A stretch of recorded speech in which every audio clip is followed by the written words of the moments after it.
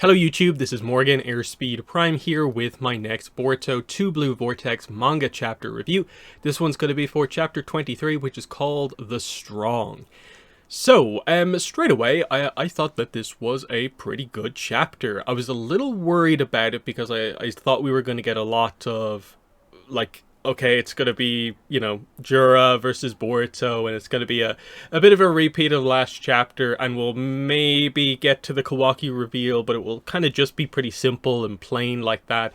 And while, to a certain degree, that was a good bit of this chapter, they did enough with, I think, everything else going on, that it definitely helped to elevate the chapter and bring it to a place where I was maybe going to be a little bit frustrated if they just did it in that basic way, but actually there's some nuance to what's happening here, and it's definitely building quite nicely. Obviously, I think next week's chapter is more going to be maybe one of the really big ones, because it's going to be a volume ending chapter, and it feels like, okay, if you had a cliffhanger this big in a way this time out, we know some big stuff is coming up, and especially with the very interesting Kashin Koji thing they did in this chapter, I think the setup seems pretty good. But let's get into talking about it sort of page by page. So yeah, we have the cover page, which is Jura looking pretty cool. Again, the chapter title is The Strong. But we'll jump in here. So we open up with Mitsuki here. And he's actually basically on his own. He's guarding Sarada, and then he's later carrying the still kind of unconscious Sarada. But what we find out here is that he's in sage mode, taking out some clog rhymes. Konohamaru then arrives on the scene here, because again, he was told by Boruto to go meet up with the others and go to where they sort of started their mission from. We kind of in between kind of panels get caught up with the idea of, like, where's Araya? Yodo.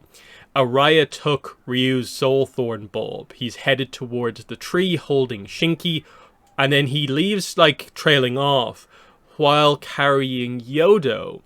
And Konohamaru notes that I truly feel bad about Yodo, but these divine trees required that level of resolve.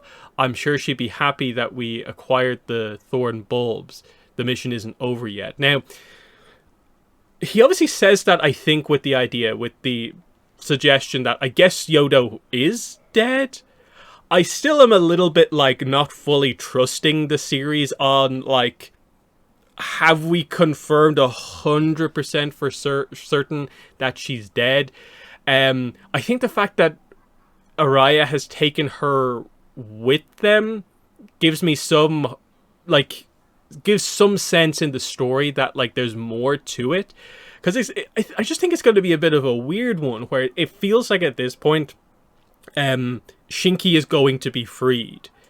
That would also free Gaara, and it's this big celebratory moment, but Yodo's just dead there in front of everyone. So I don't know if we're just teasing the idea that she's, like, maybe just barely hanging on to life, and because it was mainly Kashin Koji and Ada who talked about Yodo as if, like, she's already dead, and it felt like it was more on the basis of many examples of how the timeline plays out have Yodo dying. But as we see in this chapter, it's clearly going down a bit of a different path. So is there still the potential for her to be, either healed or revived in some sort of a way? I'm not really sure. The only reason I say revive as well is because, again, Granny Chio did have this sort of giving your life force away resurrection ability that she used on Gaara, of course. Now, I don't know if anyone else kind of would have or have learned that technique in the meantime, but it's a sand-focused thing that leaves that sort of still on the table. But anyway, I appreciated the update on Yodo, because I think it was kind of weird for the last couple of chapters that we never bothered to really acknowledge that after she got stabbed, has she just been instantly killed, or is this another Inojin situation? And it hasn't been maybe the most clear on that. But anyway, they kind of highlight that, oh, where's Jura heading in that case? He didn't even spare a glance really at us or Ryu's bulb. Konohamaru just points out that, like, yeah, he seems to want to focus more on defeating Boruto over saving companions. Mitsuki wants to go help Boruto fight Jura, but Konohamaru focuses him again on the idea of, no, we're about the bulbs. Boruto is aware of that as well. He's holding Jura's attention. We have to make use of that. That's the entire point of what we're doing. And this is where he tells Mitsuki that we have to go rendezvous at the initial rendezvous point with the sand.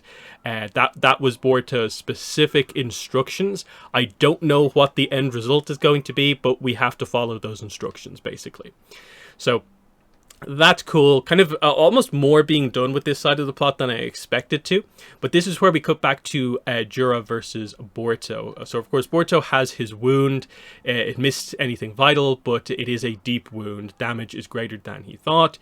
The fight begins again, and it's mostly Boruto using his amazing agility and abilities to move very quickly with the flying Raijin to just dodge effectively against, of course, Jura's kind of very easy but powerful ranged attacks. Jura does note that, like, oh, because I need to charge up even my, quick sniper, quick fire Biju bombs, it is a drawback that you are aware that I'm charging up an attack, and so you can dodge it. It might be more effective to go in close range blasting, and as we'll see over the course of the chapter, he kind of realizes that actually going hand to hand might be the real way to do it. Get really up close, no charge time, just use my enhanced physicality, basically. So he's definitely learning over the course of this fight that, like, the fancy techniques are maybe not the best way to defeat Boruto, but actually just, I'm a different type of being to you, basically, is more of the idea. But anyway, before he fully realizes that, he kind of does some kind of clever moves here. He kind of charges at Boruto, tries to get underneath him and kind of hit him from a unique angle with the Biju bombs out of his eyes. Boruto dodges again. Boruto does some interesting counterattacks here, where he throws a kunai at him. It gets dodged by Jura, but he teleports to the kunai as kind of Jura goes past, and it looks like it's about to be this kind of very cool, like, kind of drive-by kind of sword attack using the teleportation. Jura blocks as Boruto takes his sword out, which makes the sword kind of fly out of Boruto's hand. And it seems like Boruto's about to get kind of counter-stabbed in this way, but he teleports to the falling sword this time and basically kind of completes the attack he was about to kind of do before here. So he actually manages to cut off one of Jura's legs in this kind of very impressive sequence of agility and kind of teleportation.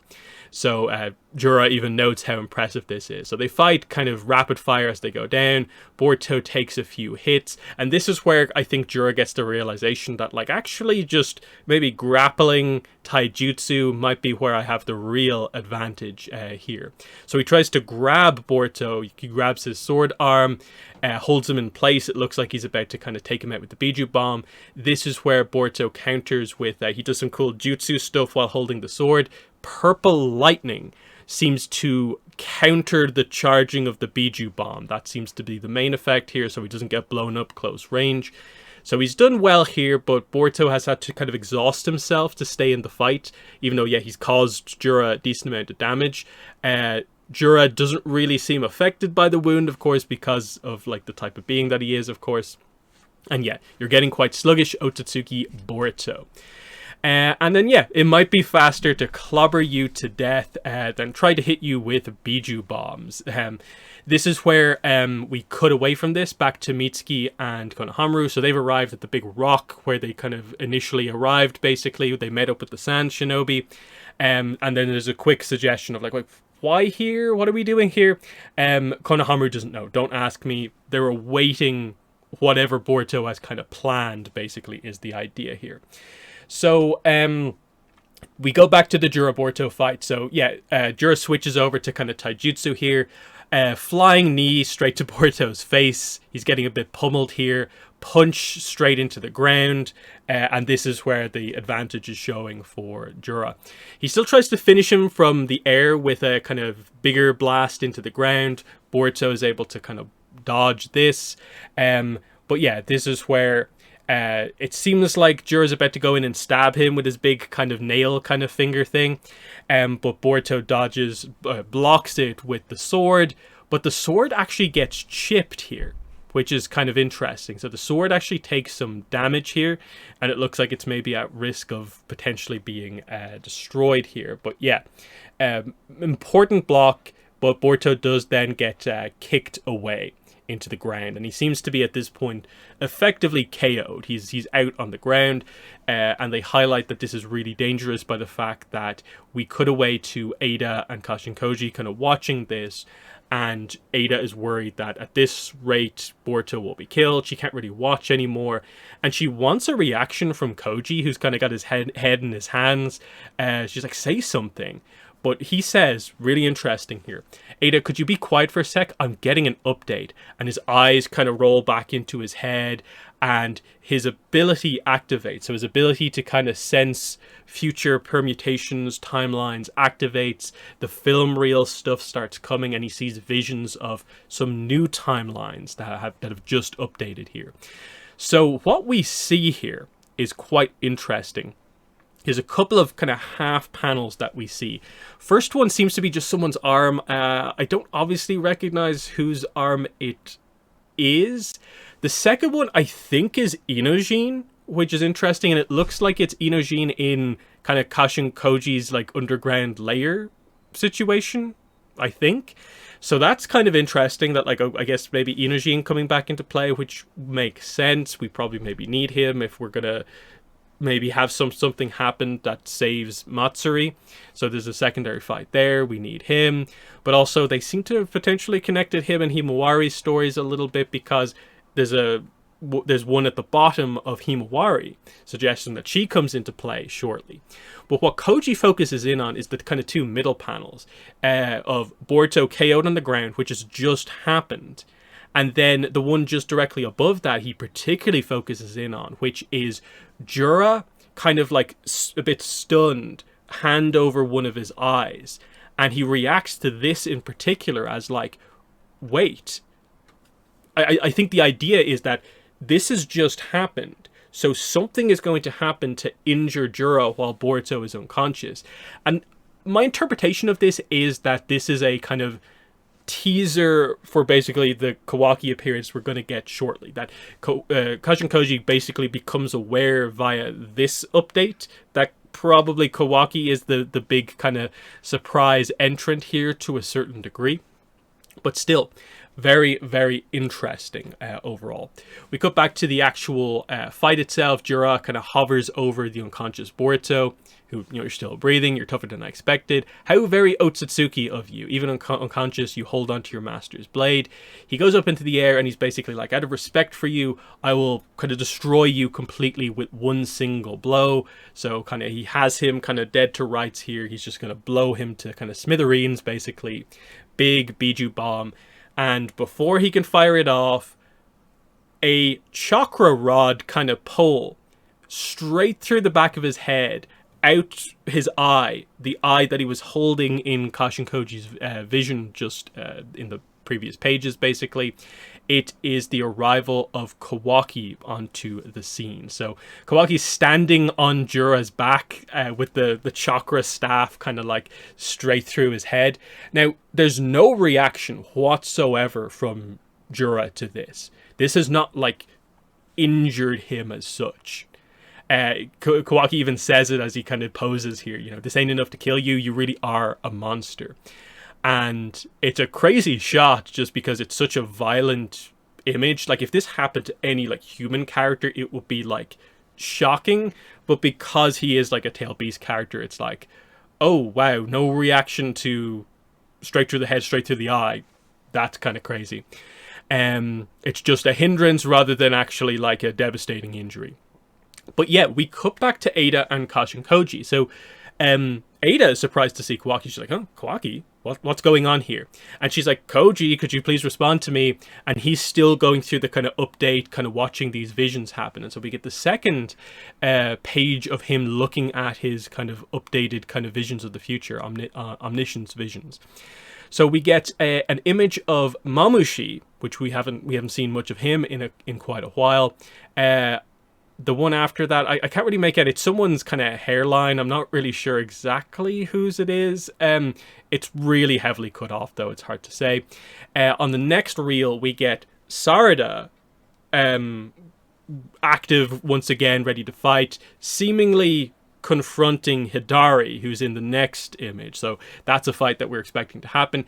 Interestingly, the one after that then is Jura, who seems to be back in the kind of tail beast area where they hang out in the kind of other dimension.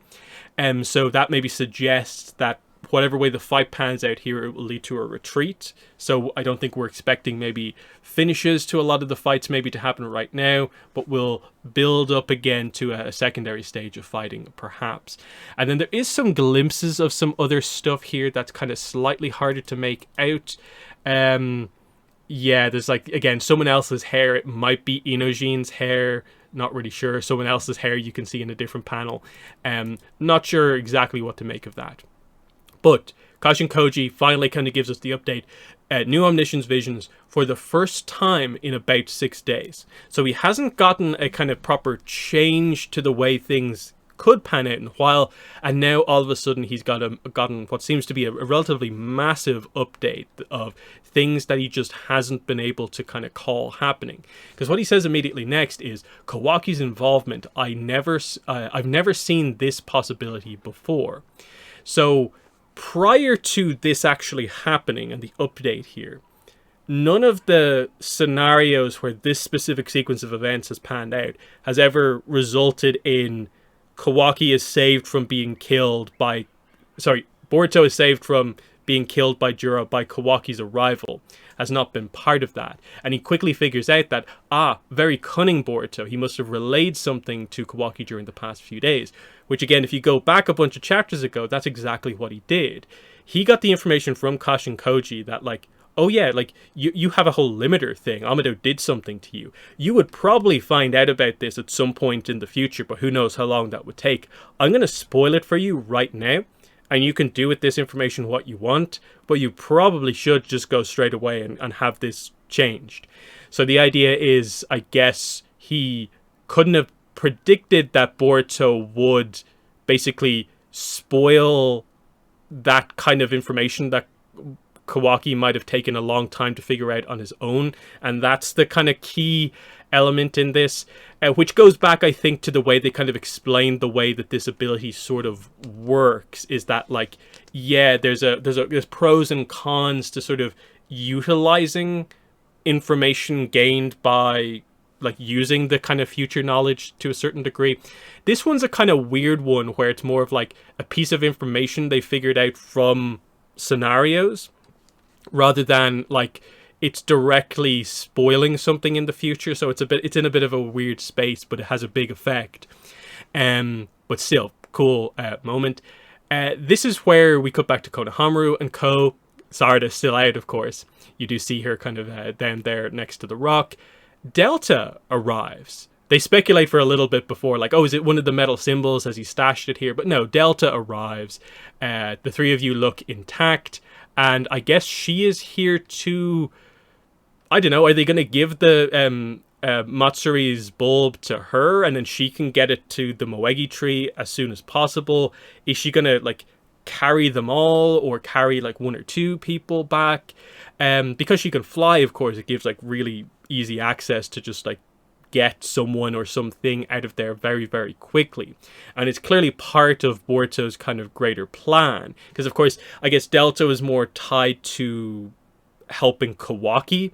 And because Boruto and Kawaki are working together, like, Delta comes into play on both sides here. So, this is an interesting one in the sense of, like, are we dealing with Ryu and Matsuri right now, or is one of them going to get, like, intercepted, is sort of the idea here. I think Ryu is the more settled one that probably will just pan itself out. I'm not sure on the Matsuri side of things, but it seems like we have a very easy way if they want to rush to a completion to make it happen.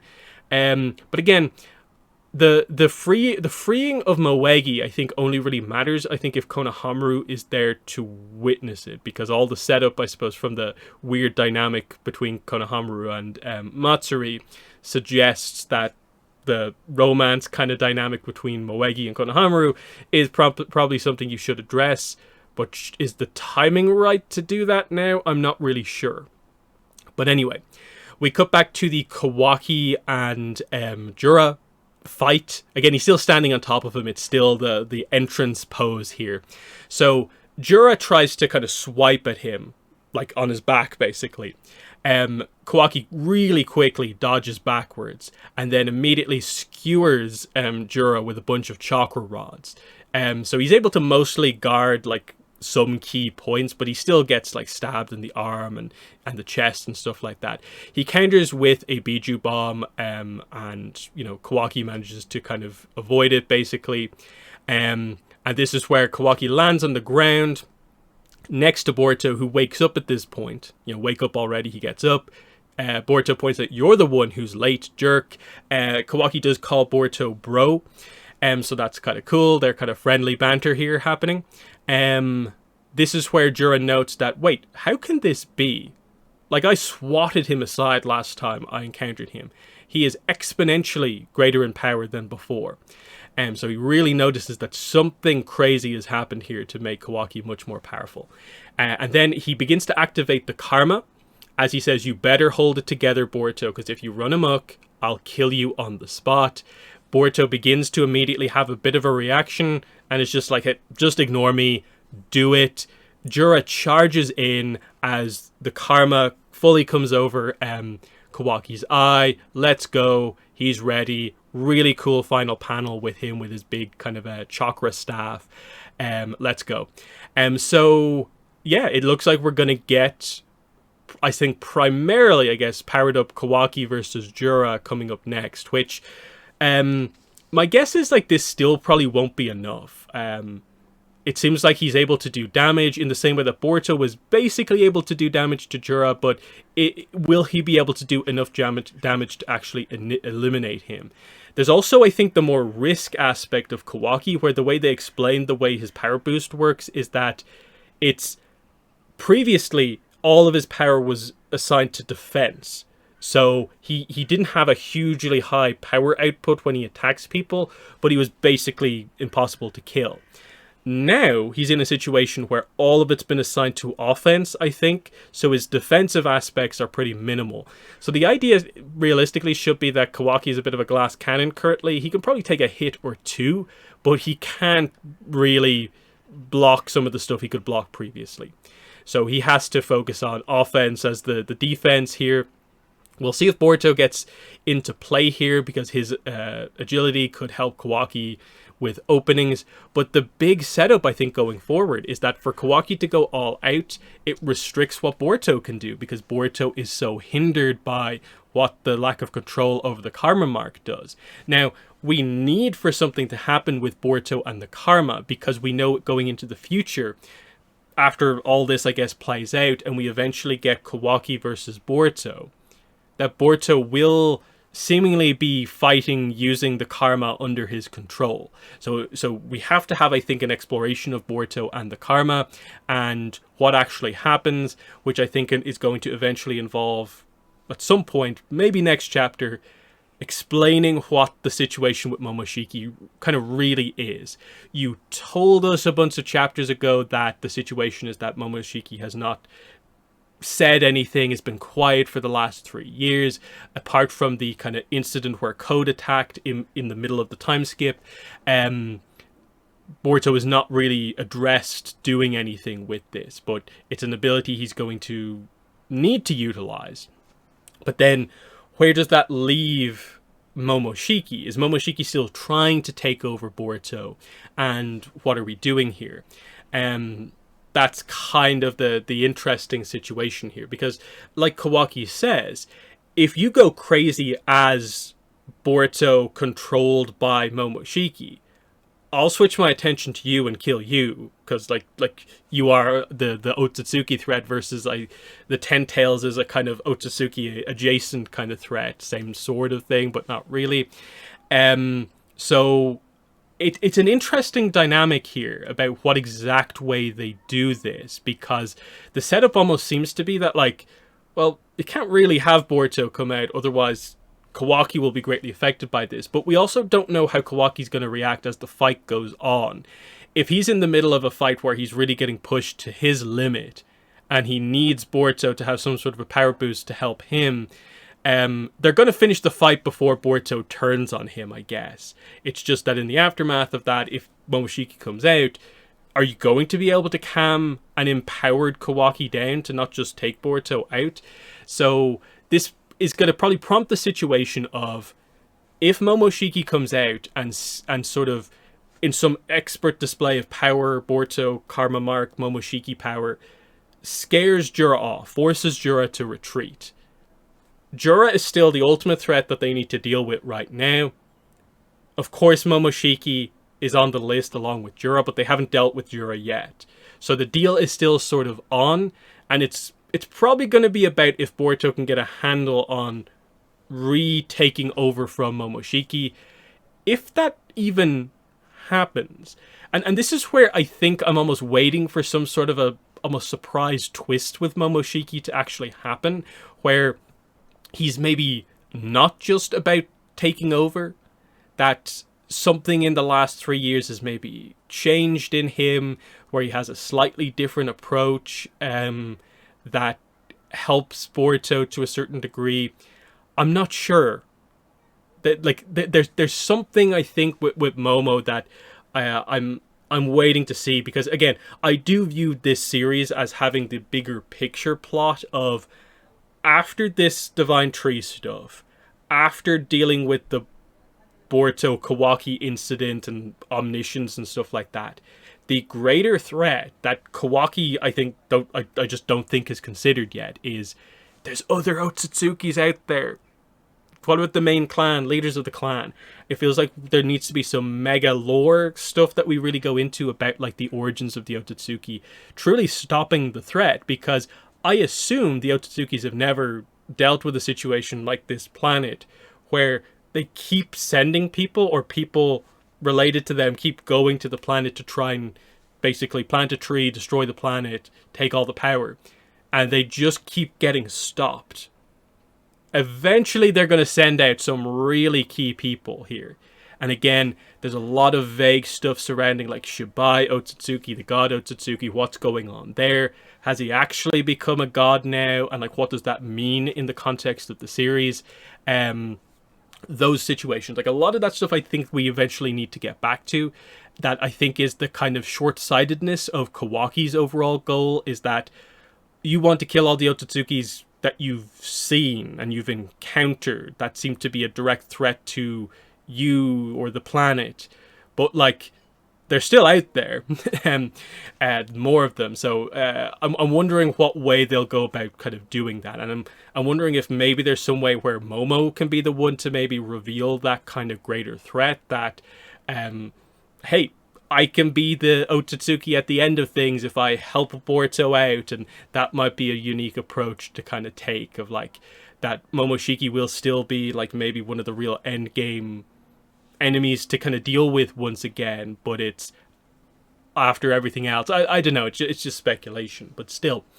Like I said, pretty good chapter. I like the way they took what was ultimately, I think, a very obvious cliffhanger reveal and turned it into something a little bit more impactful by doing the Kashin Koji kind of getting the update to his omniscience powers, of like, this is now all of a sudden Kashin Koji goes from being like, oh no, we're in the end times, there's like no scenario that I've seen so far where this has happened and it works out well.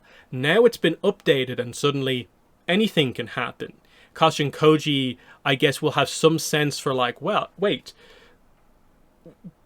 this is not the end. Like, this will resolve itself in one of like 2 or 3 different ways, all of which still has a future going forward. So I think that's certainly interesting, just to make it so that it's like not so locked into place. Like, so many things are open now, and they've set up the situation for like, oh, Himawari is going to appear at some point as well. Inojin, I guess, comes back into play potentially, assuming that was Inojin in that kind of film reel kind of little clip thing that we got there. But yeah, I'm liking where we're at here, and it feels like the next obvious setup is Boruto with the karma, how is he affected by this as the fight goes on between Kawaki and Jura, and then is Momoshiki going to make his grand first appearance in Two Blue Vortex, which I think everyone is waiting for, just to see what the dynamic is like. Is it exactly the same as it was before? As in, like, why has it been 3 years of silence? Like, is it just that Boruto's been controlled enough to hold that back, and Momoshiki's not really pushed? Or has he actually had an opportunity to speak to Boruto all this time, but he's just been silent for whatever reason? I think that's one of the more interesting things that we've learned. But yeah, in the comments, let me know what your thoughts are on the chapter. Otherwise, assuming the timing works out, I'll do a speculation video ahead of the next chapter once we get kind of closer to the time. And then, yeah, we're waiting for chapter 24, which will be hopefully a big one because it's a volume-ending chapter. But yeah, that's been the video. Thanks for watching, and bye.